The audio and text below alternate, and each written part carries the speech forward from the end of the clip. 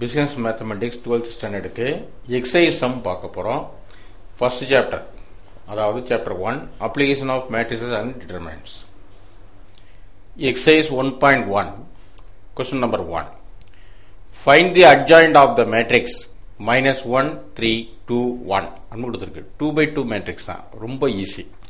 adjoint எப்படி கண்டுபிடிக்கிறது அப்படின்னு சொன்னா இந்த ரெண்டு இடத்துல இருக்கிறத அப்படியே மாத்திரணும், இன்டர்சேஞ்ச் பண்ணிடணும். அப்போ -1 1 இருக்கிற இடத்துல 1 -1 ஆயிரும். அடுத்து இந்த ரெண்டு இடத்துல என்ன செய்யணும்னா சைன் மட்டும் சேஞ்ச் பண்ணணும். பிளஸ் இருந்தா மைனஸ் ஆக்கணும், மைனஸ் இருந்தா பிளஸ் ஆக்கிடணும். இன்டர்சேஞ்ச் எல்லாம் பண்ணக்கூடாது. அப்போ இங்க -3 -2. therefore adjoint A is 1 -3 -2 -1. Second one, find the adjoint of the matrix 2 0 -1 5 1 0 0 1 3. Let A equal to 2 0 -1 5 1 0 0 1 3. இப்போ இதோட cofactor each and every element உடைய கோஃபேக்டர் கண்டுபிடிக்கணும். இப்போ இது வந்து C11 என்று குறிப்போம், இது C12, இது C13, அடுத்து இது C21 C22 C23 ன்னு போடுவோம். இங்க C31 C32 C33 ன்னு போடுவோம். அதாவது C11 னா இந்த ரெண்டுங்கிற எலிமெண்ட்டுடைய கோஃபேக்டர் எழுத போறோம். அப்போ இந்த ரெண்டுங்கிற எலிமெண்ட் இந்த ரோவையும் இந்த காலத்தையும் விட்டுட்டு மிச்சம் இருக்கிறத டிட்டர்மினன்ட்ல 1 0 1 3 ன்னு போடுவோம். இந்த சஃபிக்ஸ் ஆட் பண்ணி பார்த்தோம்னா 2 அப்படின்னு வரும். 2 4 6 ஈவன் நம்பர் இருந்தா பிளஸ் போட்டுக்குறோம்.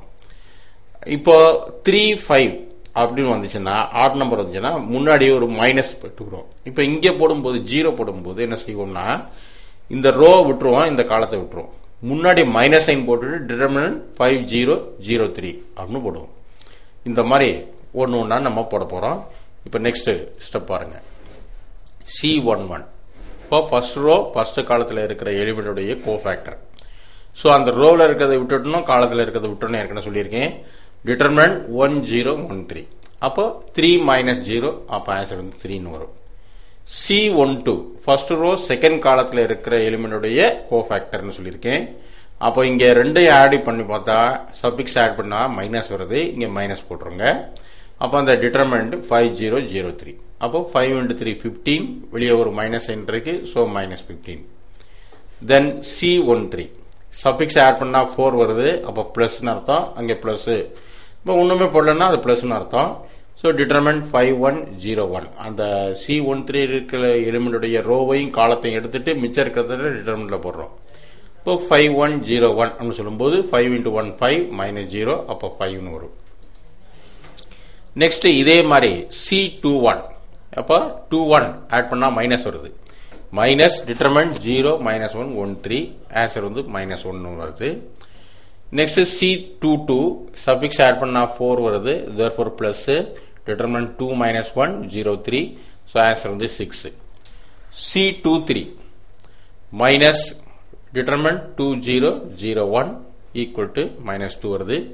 இதே மாதிரி C31 C32 C33 கண்டுபிடிச்சிருங்க. therefore cofactor matrix AC அப்படின்னு போட்டுட்டு அந்தந்த எலிமெண்ட்ஸ் இருக்கிறத அப்படியே எழுதிட்டு வந்துருங்க. 3 -15 5 -1 6 -2 1 -5 2. therefore adjoint A அப்படின்னா இந்த கோஃபேக்டர் மேட்ரிக்ஸ் உடைய டிரான்ஸ்போஸ் எழுதணும். டிரான்ஸ்போஸ் அப்போ ஃபர்ஸ்ட் ரோல இருக்கிறத காலத்தை எழுதுங்க. 3 -15 5 -1 6 -2 1 -5 2.